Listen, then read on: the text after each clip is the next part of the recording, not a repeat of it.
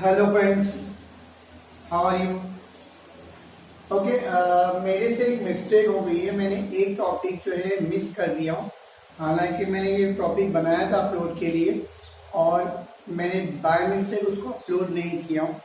और अपलोड ना करने की वजह से मेरे को ये नया टॉपिक बनाना मेरे से डिलीट भी हो गया और मेरे को नया टॉपिक बनाना पड़ा। कल एक स्टूडेंट का मैसेज जो आया था कमेंट बॉक्स में तुम्हारा कि सर आपने सेल रिएक्शन और सेल फॉर्मूले कैसे आते हैं, लिखते कैसे हैं, उसका समझाया नहीं है। तो वो समझाने के लिए फिर से ये वीडियो अपलोड कर रहा हूँ। मेरी सारे स्टूडेंट से रिक्वेस्ट है कि मेरे लास्ट 2 वीडियोस देखने से पहले नेक्स्ट जो गैल्वेनिक सेल वाला वीडियो है या न्यूमेरिकल वाला वीडियो है वो देखने से पहले ये वाला वीडियो देख लें, ताकि आपको समझ में आए किस तरह सेल रिएक्शन लिखी जाती है, ताकि आप उसको अप्लाई वो सारे वीडियोस में करें। न्यूमेरिकल वाले वीडियो में भी करना आसान हो जाएगा और गैल्वेनिक सेल वाले इसमें भी आसान हो जाएगा। ठीक है, तो हम लोग मेरे से जो वीडियो मिस हो गया मैं फिर से अपलोड कर रहा हूँ। तो शुरू करते हैं हम लोग। पहला मैं ये बताऊंगा कि कैसे हम लोग सेल रिएक्शन लिखी जाती है, सेल फॉर्मूला कैसे लिखे जाता है। तो हम लोग को नॉर्मली सेल फॉर्मूला लिखने के लिए नॉर्मली एनोड या कैथोड दिया होता है। समझो एग्जाम्पल, ये मैं डायग्राम जो बनाया ये सर्किट कंप्लीट है। अगर एग्जाम फिलहाल जब मैं सर्किट नहीं बनाया हूँ, अगर ये सब सर्किट कंप्लीट होती है सर्किट, तो क्या होता कि मैं ये सर्किट कंप्लीट है, राइट।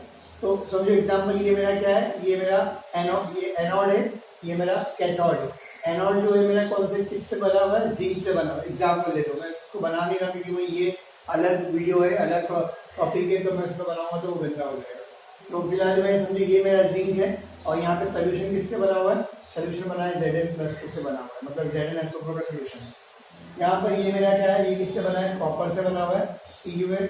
और ये सोल्यूशन क्या है, सोल्यूशन मेरा जो है वो Cu+2 है, Cu+4 रहेगा, इसमें से Cu+2 आयन निकलेगा, ये Zn+4 रहेगा और इसमें से ये निकलेगा। समझा आप लोगों को? तो ये हमारे पास है इसका सेल बनाने का वो सेल फॉर्मूला। ये एक गैल्वेनिक सेल है, जो गैल्वेनिक सेल जो मैं पढ़ाया हूँ, अगर उसको लास्ट ईयर जो है गैल्वेनिक की जगह पे डैनियल सेल भी था, एक और टॉपिक था जो इम्पोर्टेंट टॉपिक था, मुझे इस साल की टेक्स्ट बुक से डैनियल सेल को निकाल दिया गया है। तो डैनियल सेल जो है आपको करना क्या, अगर आएगा एग्जाम में तो हमको गैल्वेनिक सेल को ही एक्सप्लेन करना है डैनियल सेल में, राइट। और गैल्वेनिक सेल को एक्सप्लेन करने के बाद डैनियल सेल अगर आएगा तो गैल्वेनिक सेल को एक्सप्लेन किया मैंने, उसमें एडिशनल 2 चीज डालेंगे हम लोग। एडिशनल 2 चीज क्या डालेंगे, 3 चीज एडिशनल डालेंगे। पहला जो है हमारा सेल फॉर्मूला, दूसरा सेल रिएक्शन और तीसरा ऑब्जर्वेशन।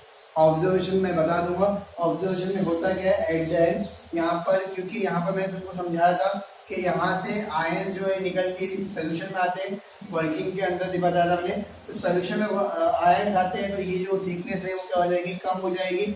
और सिमिलरली यहाँ के आयन जो है वो कॉपर पे जाते हैं, मतलब क्या हो, कॉपर की थिकनेस बढ़ जाएगी। तो ये उसका ऑब्जर्वेशन आएगा लास्ट में। और सेल रिएक्शन और सेल फॉर्मूला कैसे लिखते हैं वो बताओ, ठीक है। इसका सेल रिएक्शन कैसे लिखेंगे, हम लोग को जो तरीका बोला गया है वो तरीके के हिसाब से हम लोग को क्या करना है, एनोड को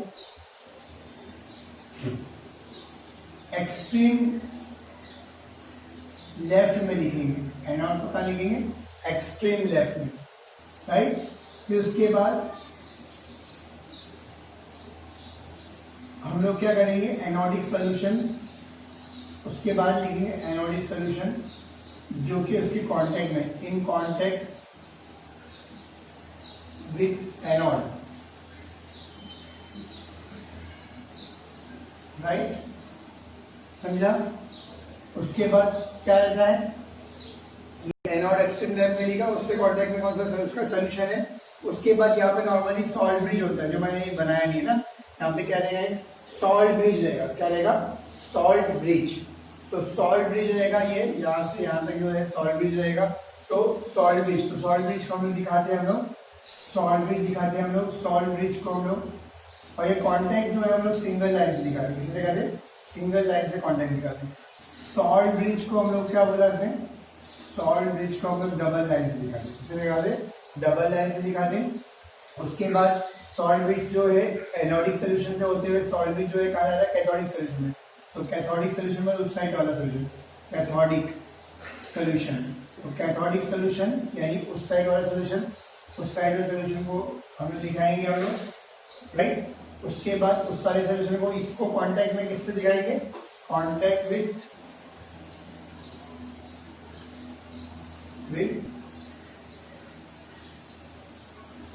कांटेक्ट जो है मैं बताया किससे दिखाते हैं हम लोग, सिंगल लाइन से दिखाते हैं, ठीक है।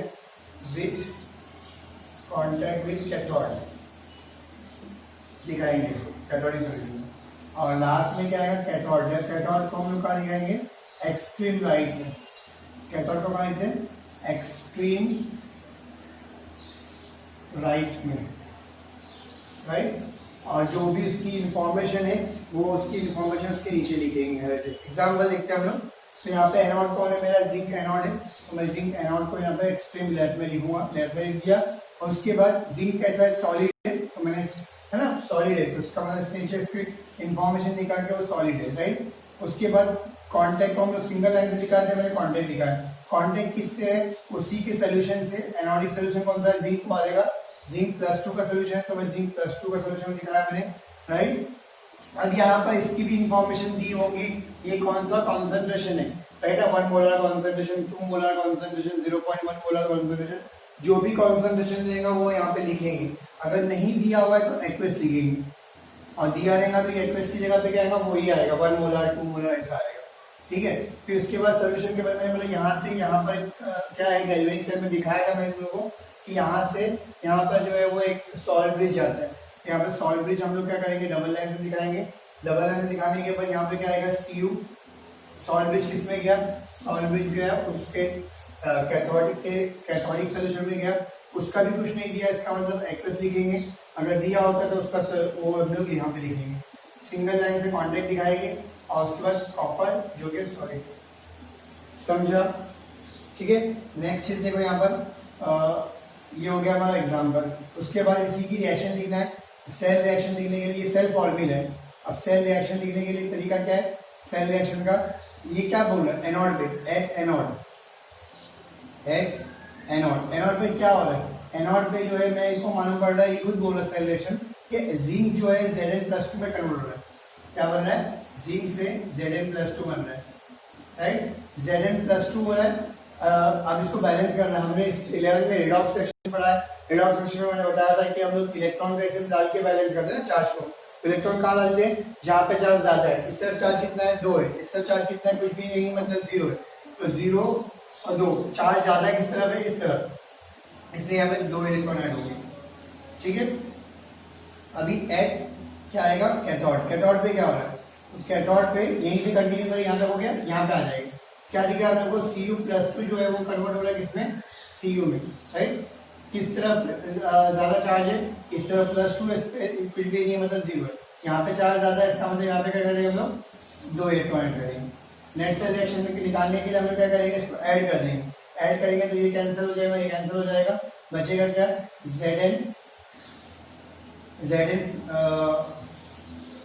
Zn हो गया, यहाँ पे बचा प्लस Cu+2 बचा, यूज और Zn+2 प्लस Cu, ठीक है।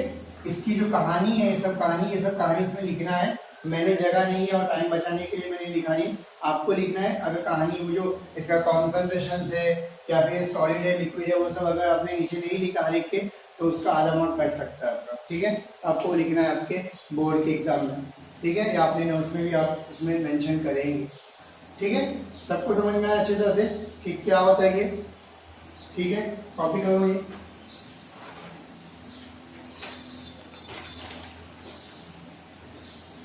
ओके। तो मैं एक और कर लेता हूँ, मैंने तरीका दे चुका आपके सामने।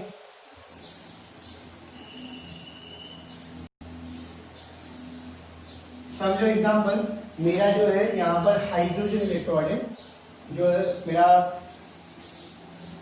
एनोड पे जिंक है और कैथोड पे क्या है, हाइड्रोजन इलेक्ट्रोड है।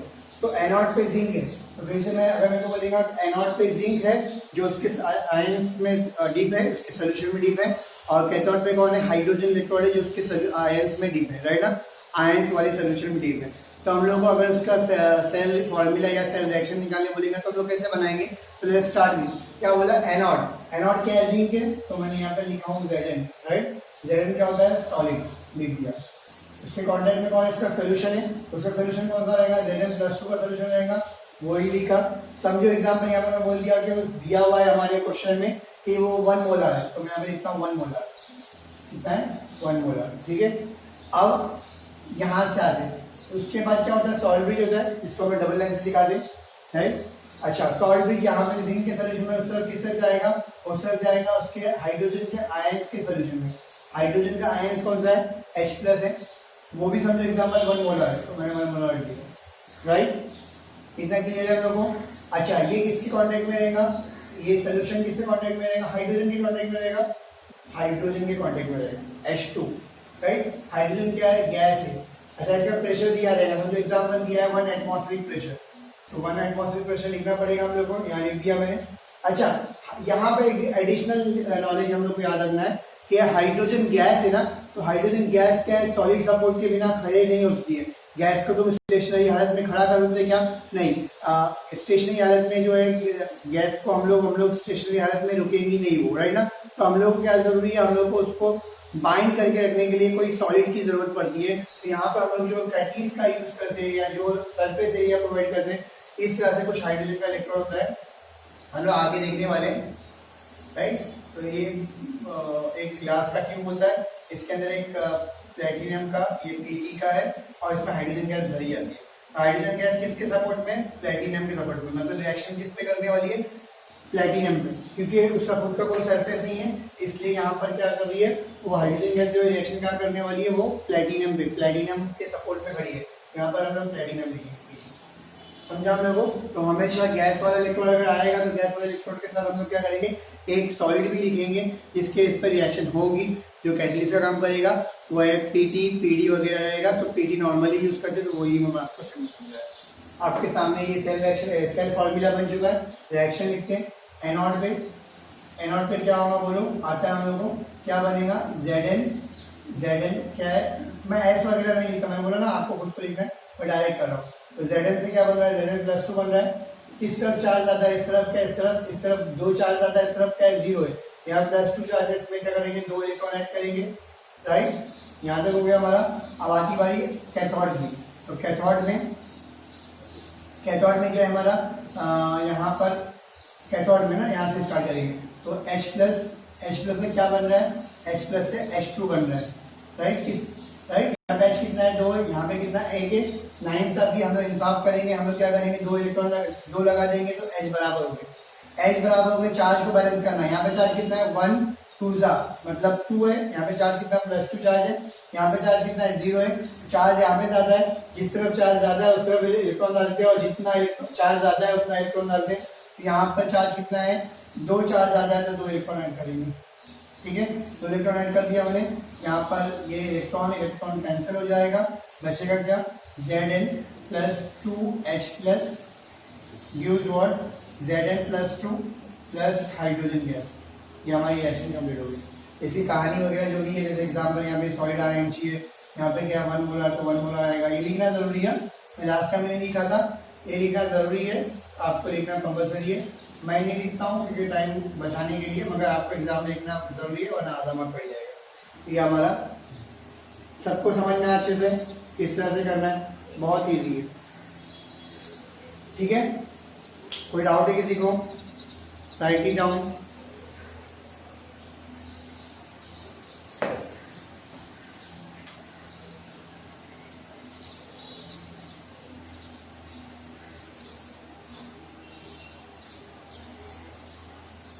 ओके,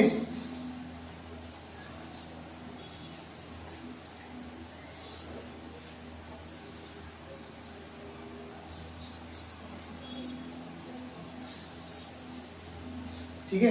मैं आपको एक सेल बना के देता हूँ।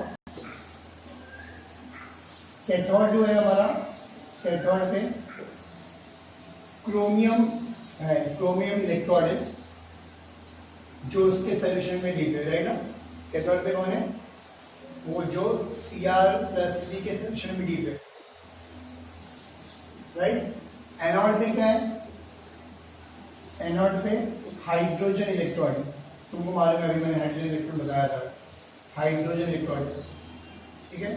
तो आपको इसका सेल फॉर्मूला बनाना है और सेल रिएक्शन बनाना है और मेरे को कमेंट बॉक्स में बताना है, ठीक है। कमेंट बॉक्स में सेल फॉर्मूला और सेल रिएक्शन बना के मेरे को देना है। और अगर नहीं भेज सकते कमेंट बॉक्स में तो आप मेरे को गूगल क्लासरूम में भेज सकते हैं या व्हाट्सएप पे भेज सकते हैं, ठीक है। ओके, नेक्स्ट टॉपिक जो है हमारा वो क्या है? नेक्स्ट टॉपिक है हमारा cell electrode potential, cell potential और स्टैंडर्ड सेल पोटेंशियल, राइट ना। तो इलेक्ट्रोड पोटेंशियल क्या है हमारा हम लोग देखेंगे। मैं इससे पहले बता चुका हूँ कि ये पार्ट जो है अच्छे से करना है क्योंकि ये तुम लोगों को आगे भी काम आने वाला है। तो let's start with electrode potential. Electrode potential क्या होता है? मैंने क्या बोला कि मैंने अगर एक हमारे सोल्यूशन में अगर मैंने एक सोल्यूशन के अंदर उसी का मेटल जो है मेटल स्ट्रिप डिप किया, जिंक वाले सोल्यूशन के अंदर जिंक को स्ट्रिप को डिप किया, तो होता क्या है, जिंक क्या करेगा, अपना इलेक्ट्रॉन लूज करेगा, इलेक्ट्रॉन लूज करेगा और क्या बचेगा, ZN क्लस्टर के फॉर्म में आएगा। इलेक्ट्रॉन जो लूज करता है वही स्ट्रिप पे रह जाता है। इलेक्ट्रॉन जो है मेटल ने क्या किया, इलेक्ट्रॉन लूज किया तो मेटल इलेक्ट्रॉन वहीं पे रह जाएगा और वो सर जो आयंस है वो क्या आएंगे, सोल्यूशन में आ जाएंगे। वो आयन जो है सोल्यूशन में आ जाएंगे, देखो आयन सोल्यूशन में आ गए। तो इस प्रोसेस को इलेक्ट्रॉन लूज करने को हम लोग क्या बोलेंगे, डी इलेक्ट्रोनेशन, और क्या बोलते हैं दूसरा नाम क्या है, ऑक्सीडेशन। क्या बनेंगे, डी इलेक्ट्रोनेशन, और क्या दूसरा नाम क्या है, ऑक्सीडेशन, मतलब इलेक्ट्रॉन को लूज करना। सिमिलरली यहाँ पर दूसरा पॉइंट क्या है, होता है कि दूसरे तरीके से अगर कभी कभार क्या होता है मेटल स्ट्रिप डिप किए तो इलेक्ट्रॉन लूज करने की जगह पे क्या होता है, वो पॉजिटिव आयन को लूज करता है। क्या करता है, पॉजिटिव आयन को लूज करता है और वहां से इलेक्ट्रॉन जो है सोल्यूशन में जाते हैं। इलेक्ट्रॉन कहाँ जाते हैं, सोल्यूशन में जाते हैं। और इलेक्ट्रॉन सोल्यूशन में जाएंगे, मतलब इलेक्ट्रॉन सोल्यूशन में जाएंगे तो वहां पर क्या हो रहा है, इलेक्ट्रॉन ये जो है वो इलेक्ट्रोनेशन हो रहा है। क्या हो रहा है, वहां पर इलेक्ट्रॉन वो क्या कर रहा है, लूज नहीं कर रहा है, इलेक्ट्रॉन गेन कर रहा है। वहां पे क्या कर रहा है, इलेक्ट्रॉन गेन करने की कहानी है, समझ में आया हम लोगों को। इलेक्ट्रॉन गेन कर रहा है, इसका मतलब इसको इलेक्ट्रोनेशन बोलते हैं। तो ये जो भी है इलेक्ट्रॉन गेन करना या इलेक्ट्रॉन लूज करना, ये इलेक्ट्रॉन लूज एंड गेनिंग करने टाइम पे क्या होता है, ये जो मेटल स्ट्रिप का सरफेस है और सोल्यूशन है, उन दोनों के बीच में एक इलेक्ट्रिकल पोटेंशियल डिफरेंस क्रिएट होता है, राइट ना। Difference in electrical potential create होता है, राइट ना, in equilibrium condition. Equilibrium condition में जो पोटेंशियल डिफरेंस क्रिएट होता है, इलेक्ट्रिकल पोटेंशियल डिफरेंस क्रिएट होता है, उस इलेक्ट्रिकल पोटेंशियल डिफरेंस को हम लोग क्या बोलते हैं, इलेक्ट्रोड पोटेंशियल। क्या बोलते हैं, इलेक्ट्रोड पोटेंशियल, ठीक है। तो डेफिनेशन क्या बनेगा, the electrical potential difference between metal strip, the surface of metal strip and the solution in the equilibrium condition is called as what, electrode potential. समझा हम लोगों को। नेक्स्ट टॉपिक जो है हमारा वो क्या है, सेल पोटेंशियल। सेल पोटेंशियल क्या होता है, यही जो मैं इलेक्ट्रोड बनाया हूं इसी को मैंने सेल से कनेक्ट कर दिया, ठीक है। सेल से कनेक्ट कर दिया, मतलब एक बैटरी से कनेक्ट कर दिया। बैटरी से कनेक्ट करने के बाद ये क्या बन गया, सेल बन गया। यहाँ पे मैंने क्या डाल दिया, सॉल्वेंट डाल दिया, मैजिक करूँ, ठीक है। सॉल्वेंट डाल दिया, एक सेल कंप्लीट हो गया। अब सेल कंप्लीट होगा तो क्या होगा, हम लोग को मालूम है यहाँ से इलेक्ट्रॉन लूज किया है तो इलेक्ट्रॉन इसके स्ट्रिप पे आ गए।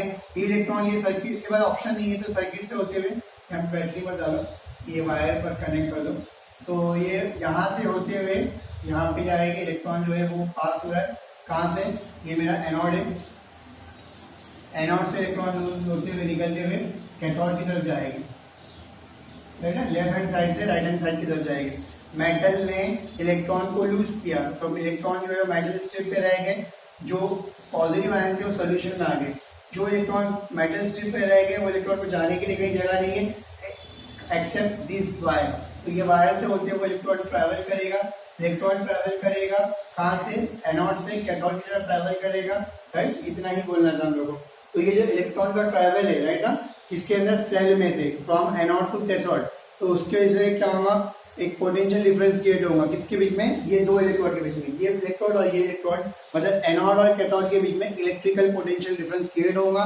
और इलेक्ट्रिकल पोटेंशियल डिफरेंस को हम लोग क्या बोलेंगे, सेल पोटेंशियल, राइट ना। सेल के अंदर जब इलेक्ट्रॉन एनोड से, जब सेल कनेक्टेड है, पूरा सर्किट कंप्लीट है और इलेक्ट्रॉन जो है एनोड से कैथोड की तरफ जाएगा, तो हमारा जो एनोड है और कैथोड है इन दोनों के बीच में जो है एक पोटेंशियल डिफरेंस क्रिएट होता है। और इलेक्ट्रिकल उस इलेक्ट्रिकल पोटेंशियल डिफरेंस को हम लोग क्या बोलते हैं, हम लोग सेल पोटेंशियल बोलते हैं। किसके बीच में, एनोड और कैथोड के बीच में। कब, इलेक्ट्रॉन जब ट्रांसफर होगा फ्रॉम लेफ्ट टू राइट, मतलब एनोड से कैथोड की तरफ। ट्रांसफर होगा तो जो इलेक्ट्रिकल पोटेंशियल डिफरेंस क्रिएट होगा उसको हम लोग क्या बोलेंगे, cell potential. The electrical potential difference between two electrodes of the cell right now when electrons is transfer from left मतलब एनोड टू राइट मतलब ब्रैकेट में लिखेंगे cathode is called as what, cell potential. यहाँ तक clear है हम लोगों को. नाउ थर्ड पॉइंट जो हमारा बाकी रह गया है वो क्या है हमारा, स्टैंडर्ड सेल पोटेंशियल.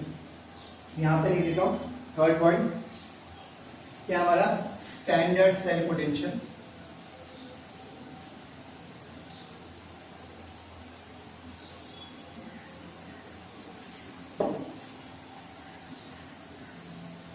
अब क्या है प्रॉब्लम, क्या है कि हम लोगों को मालूम है राइट कि हमारी सेल जो है वो कुछ कंडीशन पे डिपेंड करती है. मतलब सेल का जो पोटेंशियल है वो क्या करता है, किस पे डिपेंड करता है, कंडीशंस पे डिपेंड करता है. कंडीशन कौन कौन सी, कॉन्सेंट्रेशन ऑफ सॉल्यूशन. मतलब क्या होगा, पहले 1 मोलर अगली बार क्या है 2 मोलर रहेगा तो क्या आएगा उसका जो है पोटेंशियल अलग आएगा. और अगर टेम्परेचर पे भी डिपेंड करता है. प्रेशर पे भी एटमॉस्फेरिक प्रेशर 1 एटमॉस्फेरिक की जगह कोई और एटमॉस्फेरिक प्रेशर हम लोग अप्लाई करेंगे तो उसका जो आंसर अलग आएगा. तो इसका मतलब हमारा जो सेल पोटेंशियल है वो किस पे डिपेंड करता है, वो कंडीशन पे डिपेंड करता है. कॉन्सेंट्रेशन, टेम्परेचर, प्रेशर इस पे डिपेंड करता है. तो इसीलिए जरूरी था कि हम लोग कोई स्टैंडर्ड पोटेंशियल निकाले ताकि इसका क्या है वो हमेशा फिक्स रहे राइट ना. मैं एक कंडीशन रखूँ ताकि वो जो है मैं कहीं पे भी करूँ, इंडिया में करूँ, पाकिस्तान में करूँ, दुनिया के कोई भी कोने में करूँ, अमेरिका में करूँ, सऊदी कोई भी एरिया में करूँ या रशिया में करूँ, ठंडी के एरिया में कोई भी एरिया में करूँ, तो मैं एक जो फिक्स पोटेंशियल है या फिक्स चीज़ है मैं वो वैल्यू जो है मैं हर जगह यूज़ कर सकूँ राइट ना. तो एक फिक्स वैल्यू जो ओवरऑल मतलब वर्ल्ड के लेवल पे हम लोगों ने क्या किए, फिक्स कर दिए स्टैंडर्ड वैल्यू कि जो वर्ल्ड वाले कोई भी यूज़ करेंगे तो वही यूज़ करेंगे ताकि आंसर में गड़बड़ ना हो. तो हम लोग क्या करेंगे, फिक्स वैल्यू जो स्टैंडर्ड वैल्यू है वो बताए. तो स्टैंडर्ड जो वैल्यू डिसाइड हुई तो क्या हुआ, डिसाइड वैल्यू स्टैंडर्ड वैल्यू हुई कि 25 डिग्री सेल्सियस. कितना आएगा टेम्परेचर रहेगा हमारा 25 डिग्री सेल्सियस मतलब 298 केल्विन. प्रेशर रहेगा 1 एटमॉस्फेरिक प्रेशर. और थर्ड जो है कॉन्सेंट्रेशन बोला गया कि कॉन्सेंट्रेशन रहेगा 1 मोलर राइट ना. ये कंडीशन पे जो सेल पोटेंशियल होता है उसको बोलेंगे हम लोग स्टैंडर्ड सेल पोटेंशियल. समझा हम लोगों को. तो ये कंडीशन क्या है, temperature 25 degree Celsius, the cell potential right ना, ईएमएफ ऑफ सेल राइट ना. याद रखना cell potential is also called as EMF, electromotive force of cell right. तो ईएमएफ ऑफ सेल अगर मैं क्या करूंगा एक पर्टिकुलर फिक्स कंडीशन भी निकालूंगा.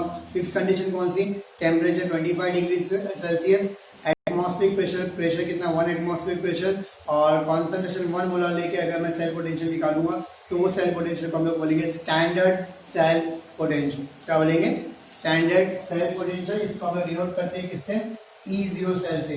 तो E0 cell is equal to क्या आएगा, E0 cathode minus E0 anode हो जाएगा.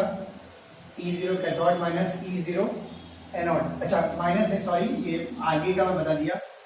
E0 anode plus E0 cathode है ना.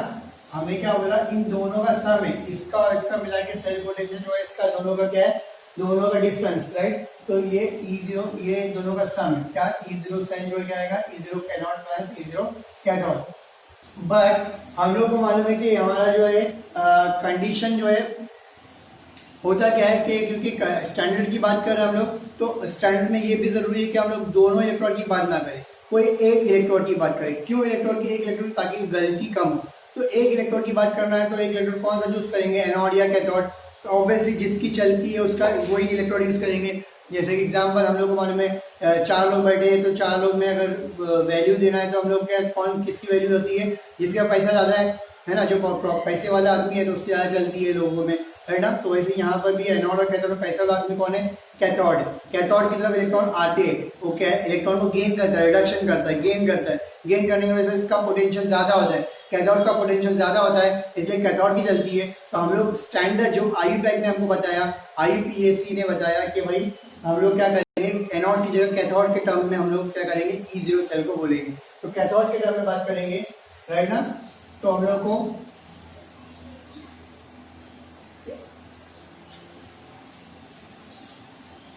यहाँ पर एनोड पे क्या हो रहा है, ऑक्सीडेशन हो रहा है ना, यहाँ पे ऑक्सीडेशन हो रहा है, यहाँ पे क्या है, रिडक्शन हो रहा है, राइट। ठीक है, तो रिडक्शन के टर्म में बात करेंगे हम लोग, किसकी बात करेंगे, रिडक्शन के टर्म में। एक के टर्म में बात करेंगे, मैं सेल की बात करता था, गलती से बोल दिया, तो हम लोग सेल की जगह क्या करेंगे, रिडक्शन के टर्म में बात करेंगे। तो यहाँ पर रिडक्शन के टर्म में बात करूंगा तो क्या आएगा, E0 cell is equal to क्या हो जाएगा हमारा, मैं लिख सकता हूँ यहाँ पर कि ये क्या हो जाएगा, अगर मैं इसको रिडक्शन करना है तो इसको माइनस में, मतलब क्या होता है, अगर मेरी कोई इलेक्ट्रॉन की वैल्यू जो है 0.7 है, राइट, ऑक्सीडेशन की वैल्यू 0.7 है, तो उसकी जो रिडक्शन की वैल्यू है -0.7 है, अपोजिट। तो मैं इसको लिख सकता हूँ -E0 anode plus E0 cathode. तो देयरफॉर मेरा फॉर्मूला बन जाएगा E0 cathode minus E0 anode. ठीक है, तो ये फॉर्मूला बन गया, E0 सेल का फॉर्मूला क्या है, E0 cathode minus E0 anode. समझा? ठीक है, तो ये हो गया हमारा सेल स्टैंडर्ड सेल पोटेंशियल। कोई डाउट है, write it down. Okay, so next topic जो है नॉल्स इक्वेशन है। Now what is Nernst equation, Nernst equation क्या होती है, तो हमने अभी देखा कि हमारा सेल पोटेंशियल जो है तीन चीज पे डिपेंड करता है, किस पे, कॉन्सेंट्रेशन पे, टेम्परेचर पे, प्रेशर पे डिपेंड्स करता है, ये मालूम है, मगर कितना डिपेंड करता है ये मालूम है नहीं। तो वो पता करने के लिए हम लोग को नॉल्स भाई ने ये इक्वेशन दी है कि कितनी डिपेंडेंसी है किसकी, सेल पोटेंशियल की, the dependency of cell potential on condition is can be measured by Nernst equation, right ना। नॉल्स भाई ने ये इक्वेशन क्यों दी है, ताकि डिपेंडेंसी पता चले, राइट। तो कैसे आएगा फॉर्मूला, वो देखेंगे। तो फॉर्मूला नॉल्स भाई ने इक्वेशन दिया है कि E cell is equal to E nought cell minus RT upon NF ln Q, right ना। हम लोग को मालूम है ई क्या होता है, ई जो है हमारा, मैं यहाँ पे लिख देता हूँ, ई जो है हमारा क्या है, E is equal two electron potential और सेल पोटेंशियल दोनों के लिए यही फॉर्मूला है। मैं सेल पोटेंशियल मान के बात करता हूँ, पोटेंशियल ऑफ सेल,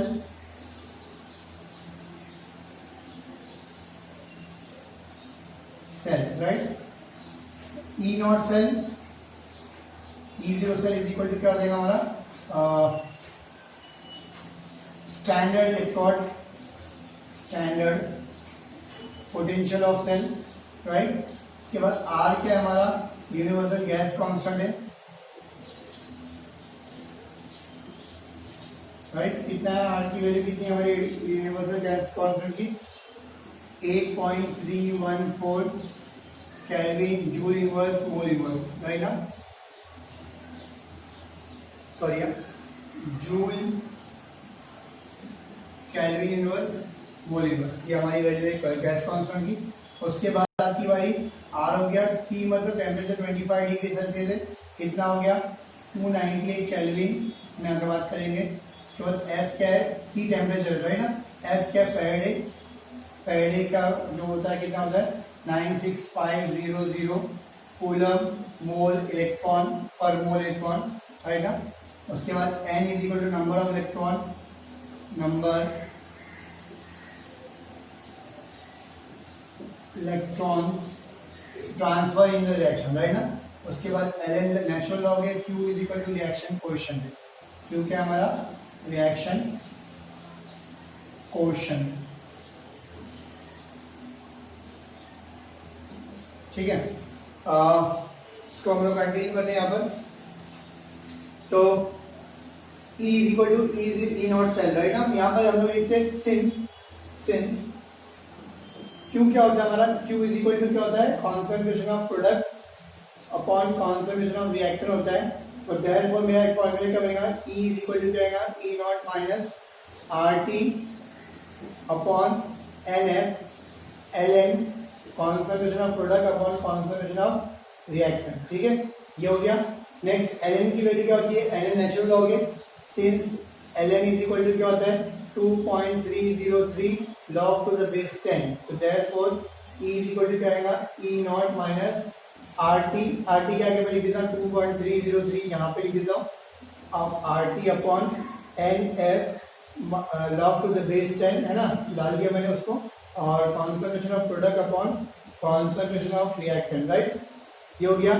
Therefore अभी यहाँ पर कितना हो गया, राइट? सिंस आर की वैल्यू कितनी है, आर की वैल्यू है 8.314, राइट? ई की वैल्यू कितनी है 298 केल्विन, एफ 96500, राइट? तो इसको ये पार्ट को हम लोग सॉल्व करेंगे, वैल्यू रख के सॉल्व करेंगे तो हम लोग का आंसर आएगा, वैल्यू रखने के बाद सॉल्व करेंगे तो देयरफॉर क्या आएगा, E is equal to E nought is equal minus क्या आएगा 0.0592 upon n log to the base 10 concentration of product upon concentration of reactant, ठीक है? concentration of product upon concentration of reactant. अच्छा, मैं P से लिखा तो मैं प्रोडक्ट पूरा लिखेंगे, राइट ना, product upon concentration of reactant. Now product जो है हमारा concentration of product, ये एक फॉर्मूला हमारा बन गया जो हम लोग को काम आएगा ई सेल के लिए भी और ई इलेक्ट्रोड के लिए भी. ई इलेक्ट्रोड के लिए भी यहाँ पे ये यूज करेंगे हम लोग और ई सेल के लिए हम लोग ई सेल यूज करेंगे, फॉर्मूला वही रहेगा. नाउ बात आती है इसकी बात करते हैं हम लोग, ई प्रोडक्ट हो गया हमारा. हाँ, एक एमसीक्यू जाता है, अगर if concentration of product is equal to concentration of reactant is equal to 1 molar रहेगा, क्या रहेगा, दोनों का कॉन्सेंट्रेशन क्या रहेगा हमारा 1 मोलर रहेगा. 1 मोलर रहेगा तो ये 1 होगा log 1 मतलब क्या आएगा log 0, log 1 कितना है 0 होता है, 0 मल्टीप्लाई बाय दिस कितना आएगा 0 हो जाएगा. देयरफॉर इन इस कंडीशन में क्या आएगा, E इज इक्वल टू क्या आएगा E नॉट हो जाएगा. एमसीक्यू में जानबूझ के क्वेश्चन पूछता है, सबकी वैल्यू दिया रहेगा और क्या बोलेगा E0 सेल की भी वैल्यू दिया रहेगा और concentration of product and concentration of reactant क्या करेगा, वो बोलेगा 1 मोलर है और पता करो कि इसके आंसर क्या है. तो बच्चे क्या करते हैं, उसको सॉल्व करते बच्चे, बेवकूफ़ी है वो, यानी उसने 1 मार्क के लिए क्वेश्चन दिया तो आपको सॉल्व नहीं करना है, उसने ट्रिकी क्वेश्चन दिया है. क्या बोला है कि भाई ई नॉट सेल, तो तुमको मालूम होना चाहिए कि ई नॉट सेल बराबर होता है ई के बराबर होता है, इसलिए क्या हो जाएगा हमारा जो वैल्यू जो है हमारी ई नॉट सेल की है वही वैल्यू हमारी ई की आएगी. क्वेश्चन पूछेगा पोटेंशियल ऑफ इलेक्ट्रोड या पोटेंशियल ऑफ सेल पूछेगा, तो जो स्टैंडर्ड पोटेंशियल ऑफ सेल है वो इसकी वैल्यू रहेगी कब, जब प्रोडक्ट एंड रिएक्टेंट का कॉन्सेंट्रेशन 1 रहेगा. क्यों, क्योंकि 1 आएगा तो ये 1 हो जाएगा, log 1 0 होता है, log 1 0 हो जाएगा, 0 मल्टीप्लाई बाय एनी टर्म 0 हो जाएगा, ये 0, तो ये क्या हो जाएगा E is equal to E nought हो जाएगा. ठीक है, समझ में हम लोगों को. तो नॉन इक्वेशन एग्जाम में आएगा तो 3 मार्क के जाएगा. तो राइट डाउन यहाँ पे हम लोग रुक जाते हैं. किसी को भी कोई भी डाउट है तो प्लीज़ मेरे को मैसेज कर दे, व्हाट्सएप पे डाउट क्लियर कर सकते हैं हम लोग, या फिर हम लोग चैट बॉक्स में भी पूछ सकते हैं. अगर आपको यूट्यूब के चैट बॉक्स में कोई डाउट है तो वहाँ पूछो, मैं हो सके तो क्लियर करने की कोशिश करूँगा. और सेकेंडली मेरे लेक्चर अगर अच्छे लगते तो प्लीज़ सब्सक्राइब करो, लाइक करो, शेयर करो, बेल आइकन का बटन दबाओ ताकि आपको वीडियोस नए वीडियो जो आते हैं वो आपको मिलते रहें. और तुबा की तरह जो तुबा ने मेरे को ये बताई है उसी तरह प्लीज़ आप भी मेंशन करो अगर आप मैं कोई मिस कर जाता हूँ. हो सकता है कि मैंने वीडियो बनाया हो और मैंने अपलोड करना रह गया बिकॉज ऑफ बिजी शेड्यूल, तो प्लीज़ आप मेरे को रिमाइंड कर दो. Thank you so much.